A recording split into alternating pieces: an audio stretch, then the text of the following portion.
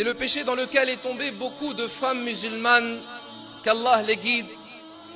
Les propos aujourd'hui, Ayyul Ahbab, sont destinés aux femmes en premier lieu, mais concernent également les hommes, al-rijal.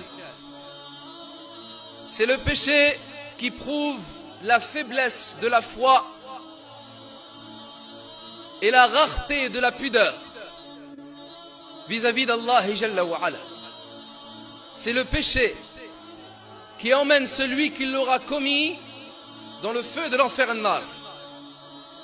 C'est le péché qui entraîne la propagation de la corruption et du désordre dans le comportement des gens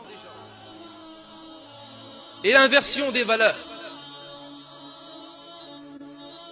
et le fait de perturber la prédisposition naturelle de l'être humain. C'est le péché dont nous aura averti le Seigneur très haut Jalla wa Ala et le noble prophète sallallahu alayhi wa sallam.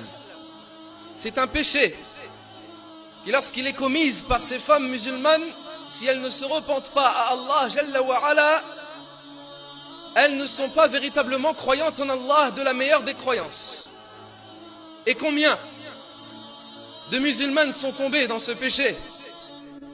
Et combien ce péché est une preuve de la faiblesse de la pudeur et de l'absence de la honte vis-à-vis d'Allah Jalla wa Ala. Ce grand péché, Ayyul Ahbab, c'est le grand péché de l'exhibition de la femme dans l'islam. Et j'attire votre attention à ce mot qui en français peut avoir un sens péjoratif, mais qui a été utilisé par Allah Jalla wa Ala dans la langue arabe. Et la signification exacte de tabarruj signifie exhibition. Si ceux-là peuvent le prendre comme une chose exagérée, eh bien nous la prendrons comme une chose exagérée, car la chose est exagérée. C'est l'exhibition de la femme dans l'islam.